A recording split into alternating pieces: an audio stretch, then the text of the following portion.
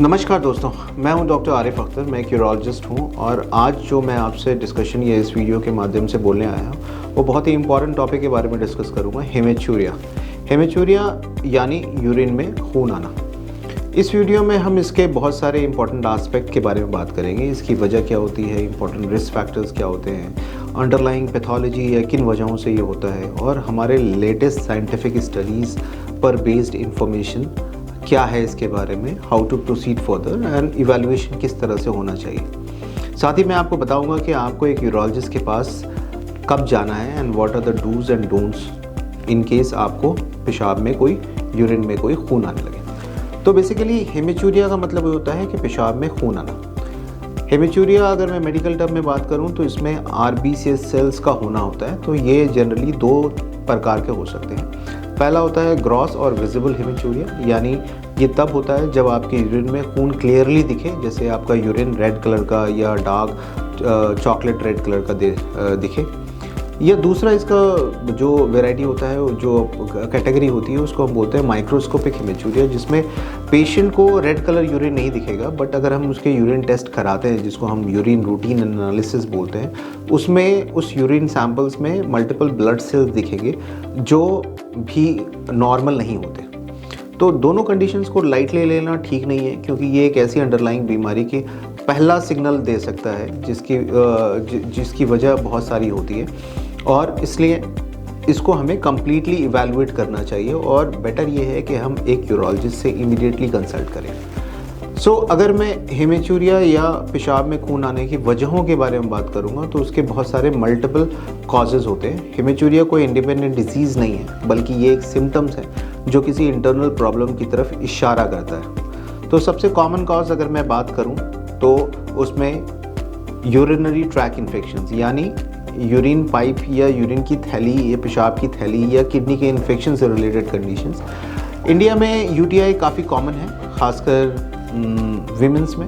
एक recent study के मुताबिक इंडियन विमेंस में लाइफ टाइम जो यूटीआई रिलेटेड रिस्क जो होता है वो 50% तक होता है, खासकर old age and recently married females में। सिम्टम्स में बर्निंग सेंसेशन, फ्रीक्वेंट यूरिनेशंस, या कभी कभी पेशाब को होल्ड करने में प्रॉब्लम, या कभी कभी फीवर भी आना होता है। ये सारी चीज़ें हमें यूरिनरी ट्रैक इन्फेक्शन की तरफ इशारा करती हैं।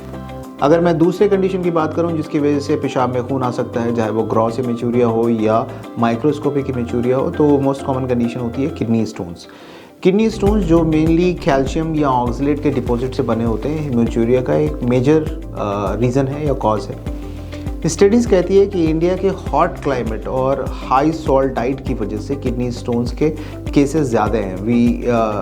ये इनफैक्ट कुछ बेल्ट्स हमारे किडनी स्टोन बेल्ट्स में आते हैं। साउथ इंडिया में ये प्रॉब्लम और भी प्रेवलेंट है। तीसरी वजह अगर मैं बात करूं तो ब्लैडर या किडनी कैंसर्स में भी हमारे यूरिन में ब्लड आ सकता है।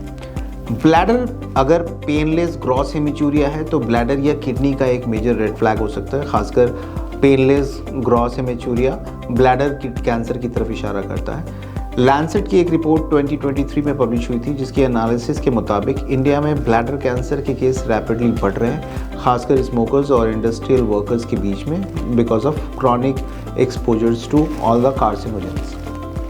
चौथी जो कंडीशंस होती है जिसको हम बोलते हैं benign enlargement of the prostate, ये खासकर ओल्डर मेन में होती है, जिसमें प्रोस्टेट का साइज़ बढ़ने की वजह से ब्लैडर के ऊपर प्रेशर पड़ता है और कभी कभी उसमें ब्लीडिंग हो सकती है। इसको हम कॉम्प्लिकेटेड कंडीशन प्रोस्टेटिक इनलार्जमेंट भी बोलते हैं। इंडिया में this is the most common.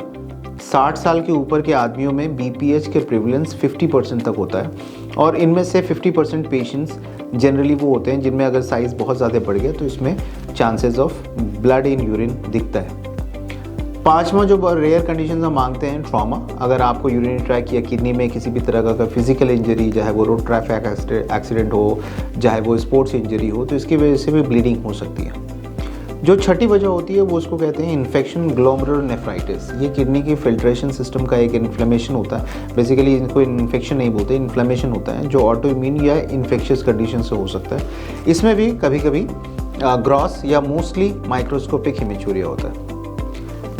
सातवीं जो कंडीशंस हैं, हम बहुत सारे ऐसे पेशेंट्स होते हैं जो ब्लड थिनर्स पे होते हैं, जैसे इकोस्प्रिन ले रहे हैं या वारफेरिन ले रहे हैं या कुछ एंटीबायोटिक ले रहे हैं, उनमें भी कभी कभी ये हेमेचूरिया ट्रिगर हो सकता है। सो ये रही सारी वजह है जिसकी वजह से हेमेचूरिया हो सकता है। Now let's talk about some risk factors कि कुछ मरीज़ में कौन से रिस्क फैक्टर्स होते हैं जिसमें कुछ स्पेसिफिक रिस्क फैक्टर की वजह से ब्लड यूरिन में आ सकता है। एज ओल्डर एडल्ट्स में जनरली प्रोस्टेट इनलार्जमेंट या प्रोस्टेट कैंसर की वजह से रिस्क ज़्यादा होता है। जैसे मैंने पहले बताया, स्मोकिंग ये ब्लैडर कैंसर या का एक प्रूवन रिस्क फैक्टर है। सो ग्लोबल डाटा के मुताबिक स्मोकर्स में ब्लैडर कैंसर के चांसेस 4 to 5 टाइम्स ज़्यादा होते हैं। दूसरा, उन पेशेंट्स में जिसमें इंडस्ट्रियल एक्सपोजर ज़्यादा है, खासकर बेंजीन या एरोमेटिक एमाइंस जैसे केमिकल्स जो ब्लैडर कैंसर के रिस्क को पर से बढ़ा देते हैं, ऐसे पेशेंट्स में एक टिपिकल टाइप का ब्लड यूरिन में आता है जिसको हम बोलते हैं painless cross haematuria, painless visible haematuria. ये बहुत ही कॉमन है, खासकर 60 या 50 के एज के ग्रुप के ऊपर वाले पेशेंट्स में। फैमिली हिस्ट्री, अगर आपके पेरेंट्स या सिबलिंग में कोई किडनी या ब्लैडर की डिजीज़ है तो उसमें आपका एक रिस्क फैक्टर ऐड ऑन हो जाता है। कभी कभी ये माइक्रोस्कोपिक हेमेचूरिया खासकर ऐसे मरीजों में बहुत होता है जो लॉन्ग टर्म या लंबे समय तक जिम या एक्सरसाइज करते हैं या लॉन्ग रनर्स होते हैं। इंडियन कंटेक्स्ट में डिहाइड्रेशन मोस्ट कॉमन वजह है ऐसे कंडीशंस में यूरिन में ब्लड आने की, जो कॉन्सेंट्रेटेड यूरिन या स्टोन के कारण भी बन सकता है।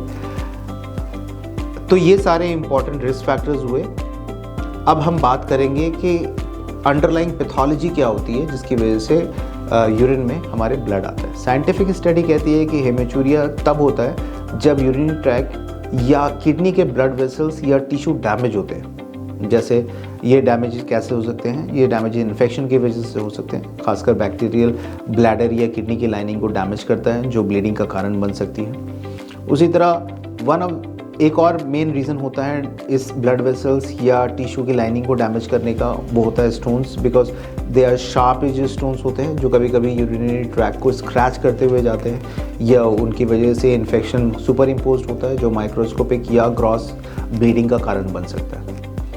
कैंसर जैसे एबनॉर्मल ग्रोथ, चाहे वो ब्लड वेसल्स के हों या सराउंडिंग टिश्यूज़ के हों, इन्वेड करते हैं जो परसिस्टेंटली हेमेचूरिया का कॉज बन सकता है। जैसे मैंने बताया कि bladder cancer, urinary bladder cancer या किडनी कैंसर्स, या एक तरह के कैंसर होता है जिसको हम कहते हैं यूरिथेलियल कैंसर्स, उसमें मेनली ब्लीडिंग होती है। सो एक रिसेंट मेटा एनालिसिस जो पब्लिश हुई थी 2023 में इन जर्नल ऑफ क्लिनिकल यूरोलॉजी, वो सजेस्ट करती है कि हेमेचूरिया का अर्ली डिटेक्शन और इवैल्यूएशंस कैंसर जैसे कंडीशंस के आउटकम को 70% तक इम्प्रूव कर सकता है। So the most important thing is कि जब भी आपको ग्रॉस या माइक्रोस्कोपिक हेमेचूरिया डिटेक्ट हो तो उसको आप इग्नोर ना करें, क्योंकि early detection is the key to final survival advantage as well as the recovery from any intervention. अगर मैं इंडियन कंटेक्स्ट की बात करूँ तो हेमेचूरिया के कुछ स्पेसिफिक चैलेंजेस हैं, जैसे डाइटरी पैटर्न।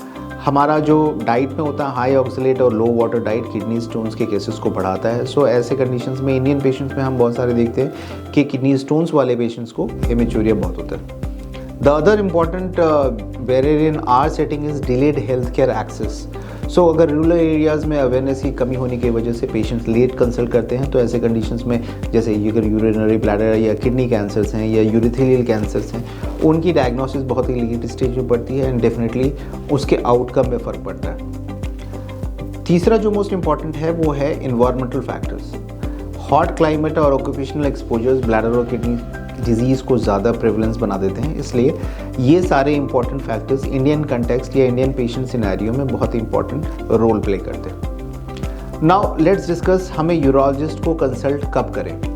आपको एक यूरोलॉजिस्ट से कंसल्ट तब करना चाहिए जब ये हेमेचूरिया, चाहे वो ग्रॉस हो या माइक्रोस्कोपिक हो, परसिस्टेंट या रिकरेंट हो। अगर खून बार बार या कॉन्टिन्यूसली आ रहा है, चाहे वो पेनलेस हो या पेनफुल हो, और उसके साथ कुछ भी एसोसिएटेड सिम्टम्स हैं, चाहे वेट लॉस हो रहा है या फीवर या बॉडी के किसी भी पार्ट में पेन हो रहा है, खासकर बैक में, तो ऐसे कंडीशंस में हमें अपने सिम्टम्स को इग्नोर नहीं करना चाहिए।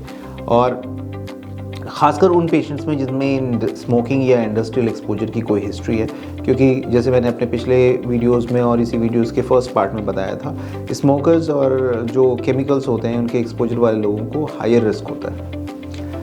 खासकर उन मरीज़ों में जिसमें फैमिली हिस्ट्री हो। अगर आपकी फैमिली हिस्ट्री किसी किडनी डिजीज़ की है या यूरिनरी ब्लैडर या प्रोस्टेट कैंसर या किडनी कैंसर्स की है, तो इमीडिएटली इस तरह के पेशेंट्स में हमें इवैल्यूएशन की ज़रूरत पड़ती है और अपने सारे सिम्टम्स, ये जो माइक्रोस्कोपिक या ग्रॉस विजिबल हेमिचूरिया के सिम्टम्स को इग्नोर नहीं करना चाहिए।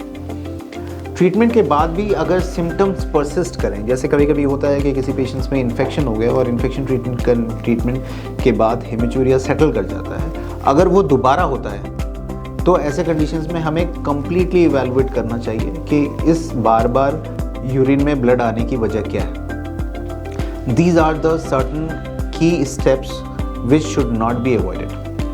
नाउ अगर हम बात करें तो कि टेक अवे मैसेज जो मेरी तरफ से होगा कि हेमिचूरिया एक वार्निंग साइन है, इसमें ये एक डिजीज़ नहीं है, इससे कभी इग्नोर मत कीजिए। अर्ली डायग्नोसिस और टाइमली ट्रीटमेंट से सीवियर कॉम्प्लिकेशन प्रिवेंट किए जा सकते हैं in very early stage. So time is the main Q.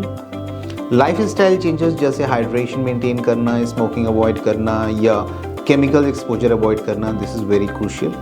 Urologist से कंसल्ट करना ज़रूरी है ताकि आपका प्रॉपर डायग्नोसिस, खासकर उन पेशेंट्स में जिनमें रिकरेंट किडनी स्टोन्स या फैमिली हिस्ट्री है किसी कैंसर की या ये हेमिचूरिया बार बार हो रहा है, तो एक कंप्लीट चेकअप जिसमें हम ब्लड इन्वेस्टिगेशंस, इमेजिंग जिसमें हम अल्ट्रासाउंड या सीटी स्कैन या एमआरआई की सुविधा लेते हैं, वो उसको कराना बहुत ही इम्पॉर्टेंट है। आप सबका धन्यवाद इस वीडियो को देखने के लिए। अगर ये कंटेंट आपको इन्फॉर्मेटिव लगा हो तो stay tune in for more informative and awareness series videos in my channel. याद रखिए, आपकी हेल्थ आपकी प्राथमिकता है। थैंक्स।